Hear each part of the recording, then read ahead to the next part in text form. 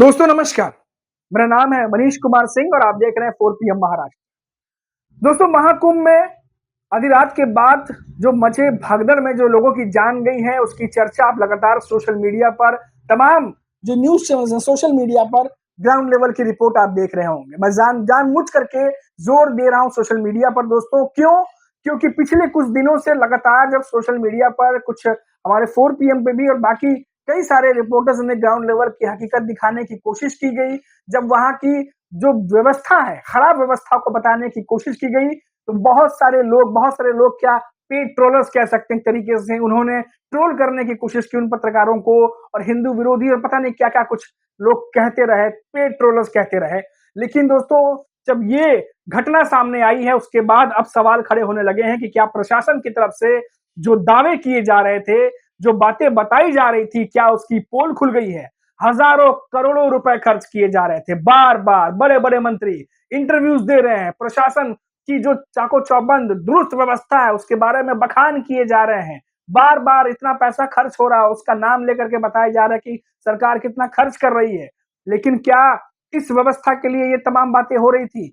क्या वाक़ई ground level पर जितने दावे किए गए, उस दावे के हिसाब से ग्राउंड लेवल पर क्या व्यवस्था उस तरीके से की गई थी? अगर की गई होती, तो ये जो घटना हुई है दोस्तों, क्या वो घटना होती?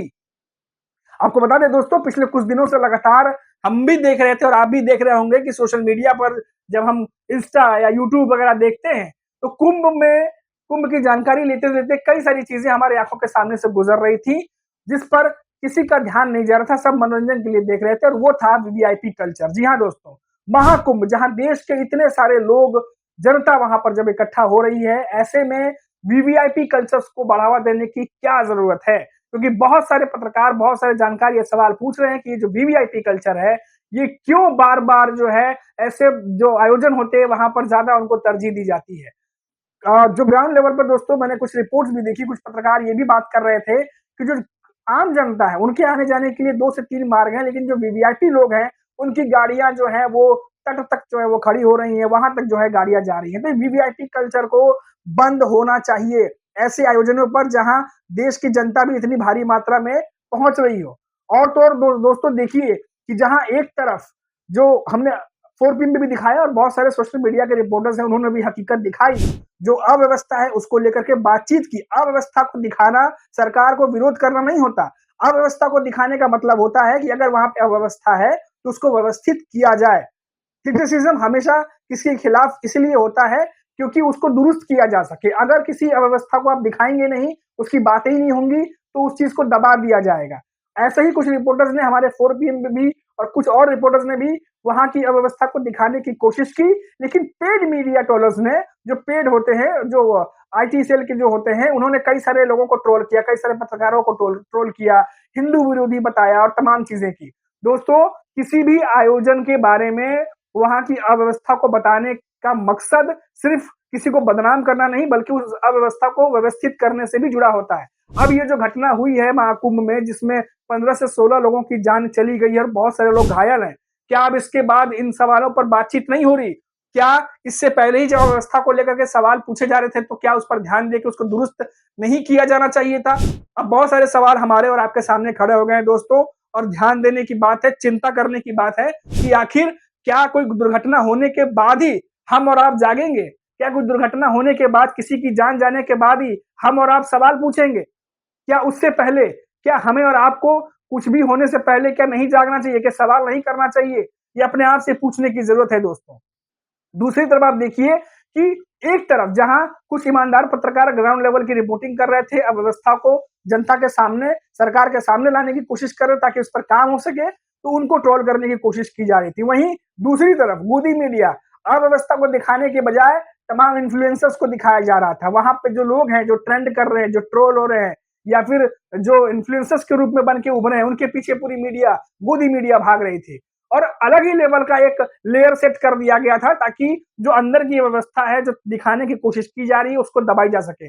और ऐसा ही महाकुंभ में ये दुर्घटना घटी है दोस्तों, उसके बाद भी गोदी मीडिया ने वही काम किया है, दुर्घटना को दबाने की कोशिश की। लेकिन जिस तरीके से सोशल मीडिया पर तमाम रिपोर्टर्स ने, जो पत्रकारिता करते हैं या इंडिपेंडेंट पत्रकारिता करते हैं, जब उन्होंने अंदर की खबर रिपोर्टिंग शुरू की, उसके बाद आवाज 1 से 2, 2 से 3, 3 से 4 होती चली गई। दोस्तों, महाराष्ट्र, मुंबई में भी इसको लेकर के सुर उठे हैं। बहुत सारे नेताओं ने इस घटना को सरकार की फेलियर के तौर पर दिखाया है। आपको सुनाते हैं कि उद्धव ठाकरे की जो यूपीटी पक्ष है, उसके जो नेता है, बड़े नेता संजय राउत, उन्होंने क्या कुछ कहा, एक बार सुनिए आप।